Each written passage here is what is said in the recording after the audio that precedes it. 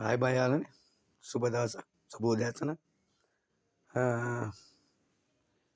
පොඩ්ඩක් මං කියන දේ ඔබ සියලුම දෙනාට ඉතාමත්ම වැදගත් ශිෂ්ට සම්පන්න භාවයකට පත් වෙනවා. ඉතාම වැදගත් දෙයක්. මේක සමහර වෙලාවට වර්තමාන ආණ්ඩුවේ මේ පෝස්ට් දාන සමහර අයට ඒක බලපන්නේ නැති වෙයි. නමුත් දැන් දින 365ක් ගත කරලා සූර්ය මංගල්‍යනෝ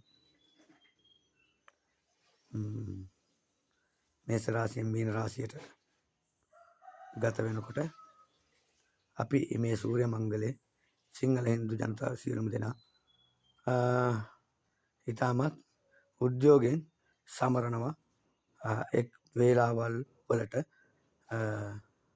රටේ සියලුම ජනතාව සිංහල හින්දු ජනතාව මේ වෙලා පත්‍රයට අනුව නැකත් වෙලා පත්‍රයට අනුව එතකොට මේ උත්සව සමය වෙනුවෙන් වර්තමාන ආණ්ඩුව විසින්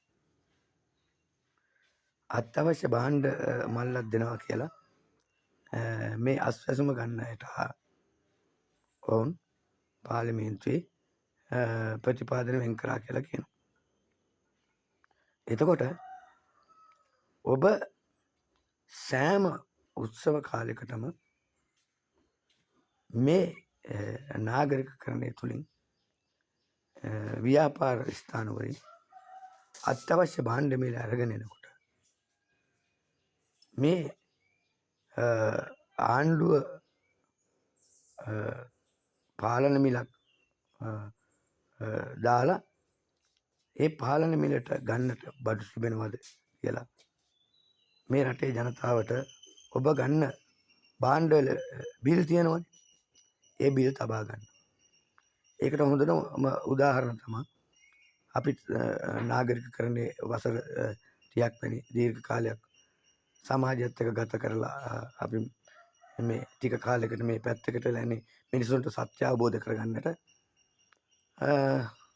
ඔබ දන්නවද දැන් තව දින 15ක් වැනි සුළු කාලයක් තියෙන්නේ.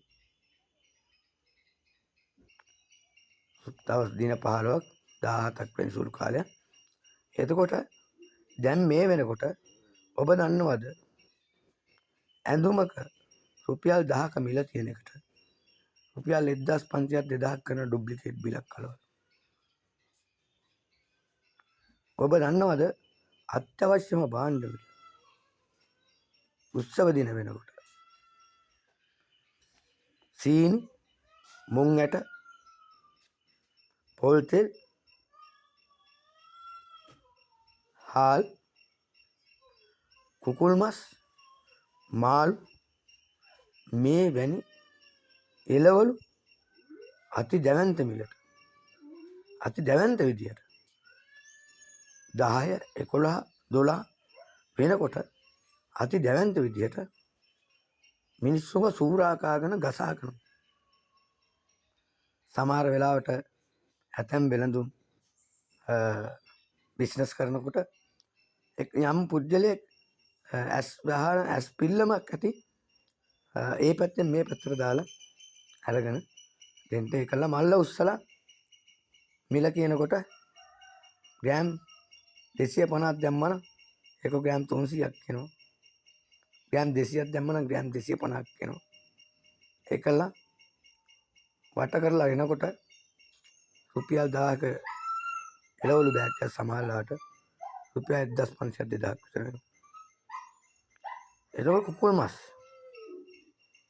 රුපියල් 900 ගාන පාලන මිලට තියෙනවා.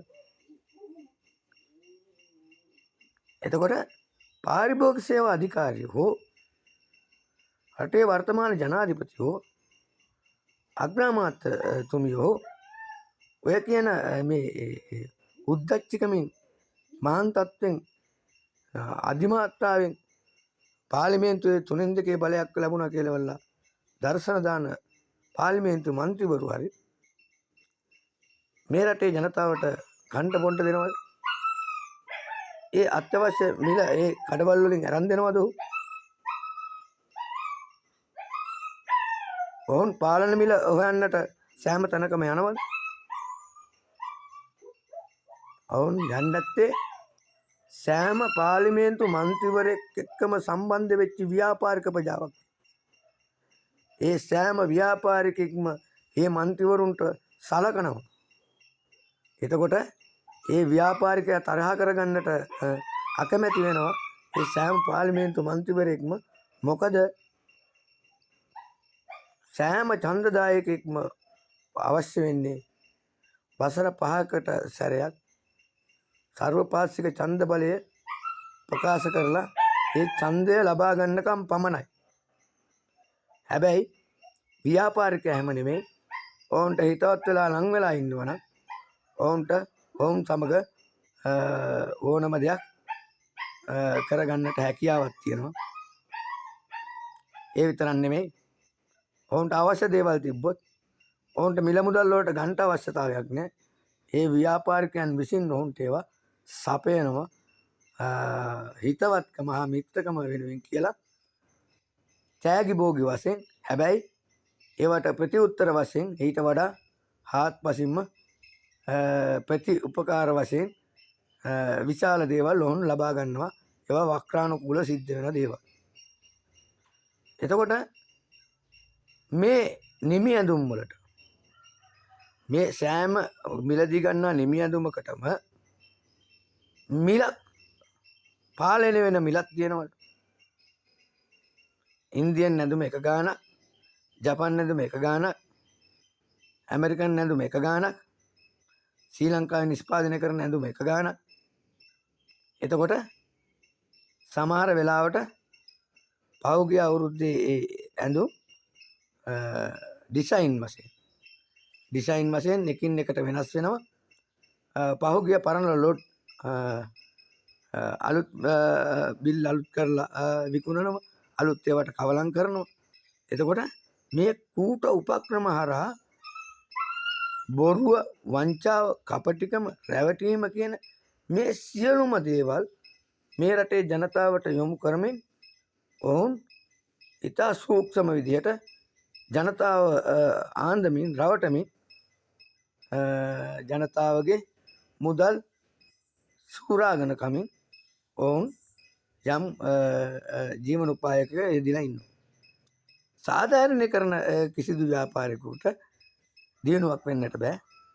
මොකද දියුණු වෙනවා නම් ප්‍රධානම කරුණු තුන වුණ මේ බොරුව, වංචාව, කපටිකම, රැවටීම කියන එක තියෙන්නට ඕන. ඒ තියෙන ඕනම පුජ්‍යලෙකුට ඉහළටම යන්නට පුළුවන්. හැබැයි යුක්තිසහගත, සාධාරණ, අවංකත්වයෙන් වෙළඳාම කරන, කතාබස් කරන කිසිම ව්‍යාපාරිකයෙකුට ඒ ගමන යන්නට බෑ. එහෙම නැතුව අර බොරුව, වංචාව, කපටිකම, රැවටීම කියන සියලුම දේවල් කියන පුජ්‍යලයන් ඔළුව අතගාලා ආදරය කරලා තෙල් ගාලා බටර් ගාලා හොයා ගන්නට බෑ. ඔහුගේ පොකට් එකට වදින ආකාරයේ. ඉතින් මේ දේවල් වෙනුවෙන් මේ රටේ ජනතාව වෙනුවෙන් ඇයි මේවට ක්‍රියාමාර්ග ගන්නට බැරි වුණේ කියන ප්‍රශ්නාර්ථ තියෙනවා. මම හරිද වැරදිද කියලා මම බොරු කියනවා නම් වර්තමාන ජනාධිපතිට, අග්‍රාමාත්‍යතුමියට, පාර්ලිමේන්තු මන්ත්‍රීවරුන්ට සෑම නගරයක්, ස්ථානයක්, ව්‍යාපාර ස්ථානයකටම යොමු වෙලා ප්‍රායෝගිකව ක්‍රියාත්මක වෙලා උදාහරණ වශයෙන් ඔවුන්ට ඒවා නිරීක්ෂණය කරලා බලන්නට පුළුවන්. එහෙම නැත්නම් බුද්ධිතරුතුන් වහන්සේ පාරිභෝගික සේවා අධිකාරිය මේ සියලුම දෙනා යොමු කරලා මේවා රහස්ගතව විමර්ශනය කරලා පරීක්ෂා කරලා ක්‍රියාමාර්ග ගන්නටත් පුළුවන්. එහෙම නැතුව ඕනම පුජ්‍යලෙක් යම් යම් වාසිවලට ඔවුන් ග්‍රහණයට හසු කරගෙන ඒවා වසාගෙන මේවා කරගෙන යන ආකාරයට කටයුතු කරනවා නම් එතන සැබෑ යථාර්ථවාදයක්, සැබෑ සාධාරණීකරණයක් මේ රටේ ජනතාවට භුක්ති විඳින්නට ලැබෙන්නේ නැහැ. නිවැරදිව සාධාරණීකරණයේ සමස්තයක් විදිහට සියලුම දෙනා වෙනුවෙන් යුක්තිය සාධාරණ අවංකත්වයෙන් කටයුතු කරොත් මේ රටේ සමස්ත ජනතාවට සාධාරණයෙන් ඔවුන්ට ඇති අවම මුදල් වලින් සාධාරණ මුදලකට ඇඳුම් පැළඳුම් අරගෙන මස් මාංශ අරගෙන එළවලු ටික අරගෙන ඔවුන් කැවිලි පෙවිලි ටිකක් පිරිසකර කරගෙන මේ සිංහල හින්දු අලුත් අවුරුද්ද සමරන්නේ. එහෙම නැත්නම් බොහෝ පිරිසකට ඊටාම සෝචනීය ඉරණමකට පත් වෙන්නට සිද්ධ වෙනවා. සමහර වෙලාවට එදා දුගීම ඉදිරිඳුම අසරණ පවුල් වලට දැන් ඇඳුමක් ගන්නවා කියන්නේ කලිසමයි සෙට් එකයි සාමාන්‍ය තරුණ කෙනෙකුට රුපියල් 8000ක් විතර වෙනවා. තරුණියකට හෝ කාන්තාවකට ඇඳුමක් ගන්න රුපියල් 10000ක් විතර වෙනවා. එතකොට ගෙදර 5-6 දෙනෙක් හිටියොත් එහෙම අඩුම ගානේ එක ගානේ හරි ඔවුන්ට අරන් දෙන්නට සමහර අයට හැකියාවක් ලැබෙයිද කියන ප්‍රශ්නාර්ථය තමන්නට සිද්ධ වෙනවා. ඊට අමතරව මස් මාංශ රුපියල් 900 දෙන කුකුල් මස් කිලෝ එක රුපියල් 1200 1300 1400 වැනි මුදලකට ඉහළ යනවා. එතකොට එළවලු අපි ගත්තොත් බොංචි කිලෝ එක වර්තමානයේ රුපියල් 400 තියෙනවනම් කැරට් කිලෝ එක 500 තියෙනවනම් ලීස් කිලෝ එක රුපියල් 300 තියෙනවනම් 10 11 12 වෙනකොට ඒක දෙගුණක් වැනි මුදලක් වෙන බවට පරිවර්තනය වෙනවා. මේවා තමයි මේ රටේ ජනතාවට නිවැරදිව සොයලා බලලා කටයුතු කරන්නට ඕන. මොකද සියලුම ජනතාව ආණ්ඩුව වලින් යැපෙන්නේ ආණ්ඩු ජනතාවගෙන් යැපෙන්නේ. එතකොට ඔවුන්ට කිසිදු සහනයක් හෝ ඔවුන්ට කිසිදු ආකාරයෙන් දායකත්වයක් ආණ්ඩුවට දෙන්නට බැරිය හැකියාව නැතිනම් මෙවැනි කර්තව්‍යයන් වලින් හරි මේ රටේ ජනතාවට සහයෝගය දක්වලා මේවා නිසි ක්‍රමවේදයකට සකස් කරලා ක්‍රියාත්මක කරන්නට ඕන. එහෙම නැත්නම් මේ වාද බයිලා ගගහ වෙන වෙන මතවාද අදහස් ප්‍රකාශ කරමින් ක්‍රියා කරනවා නම් එතන ඔහුම් බලන්නේ හාල් කිලෝ එක රුපියල් 18 ගියත් කමන්නේ කියන චේතනාව හා අරමුණ පමණයි. හැබැයි ඔවුන් වෙනත් කාලවකවාන් වල මේ වෙනුවෙන් දැවැන්ත අදහස් මතවාද හා ප්‍රකාශ කරමින්